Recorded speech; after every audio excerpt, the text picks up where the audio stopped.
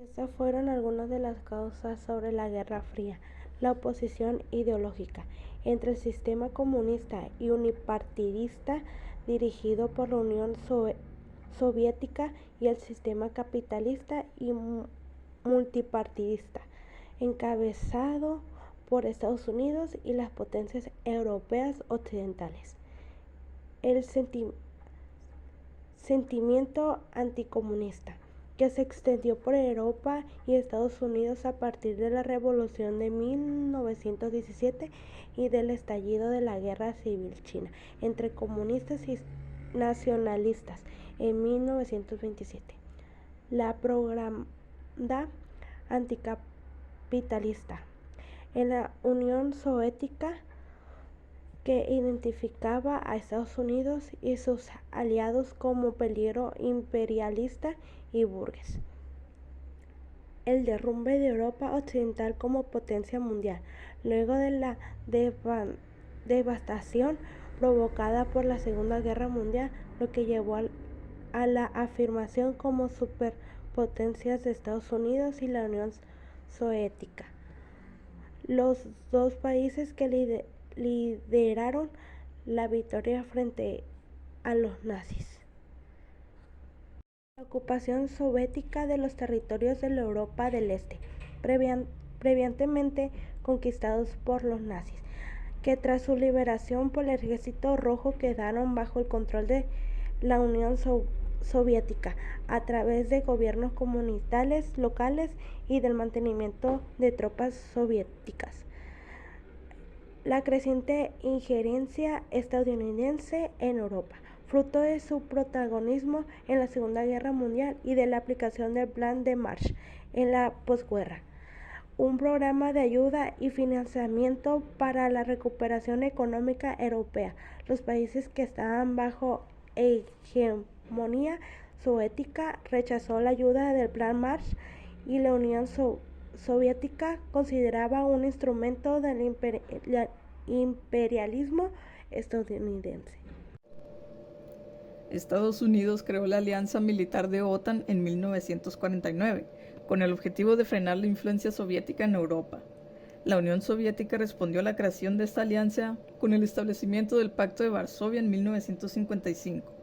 Las principales crisis de esta fase incluyeron el bloqueo de Berlín de 1948 a 1949, la segunda fase de la Guerra Civil China de 1946 a 1949, la Guerra de Corea de 1950 a 1953, la crisis de Suez de 1956, la crisis de Berlín de 1961 y la crisis de los misiles cubanos de 1962.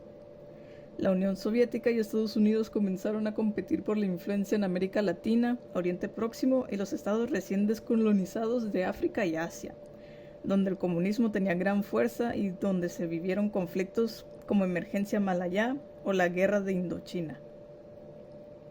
Después de la crisis de los misiles cubanos, comenzó una nueva fase que vio como la ruptura sino-soviética entre la República Popular China y la URSS. Complicaba las relaciones dentro de la esfera comunista, mientras que Francia, aliado de los Estados Unidos, comenzó a exigir una mayor autonomía de acción, llegando incluso a abandonar la estructura militar de la OTAN.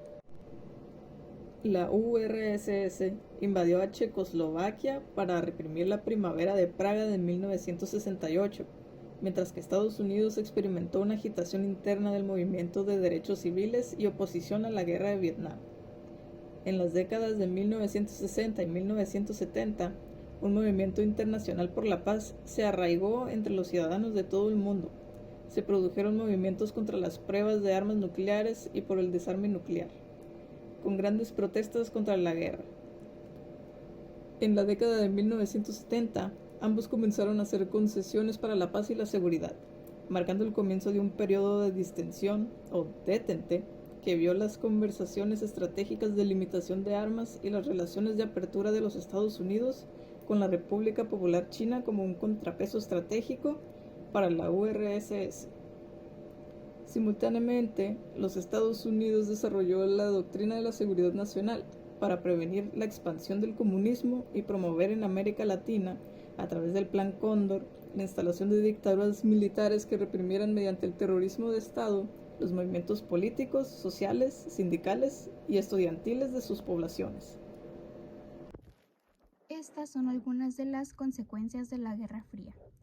Una de ellas es la división de Europa y el resto del mundo en dos bloques, denominados por Estados Unidos y la Unión Soviética, que configuraron un mundo bipolar mediante alianzas y el control o la influencia sobre otros países.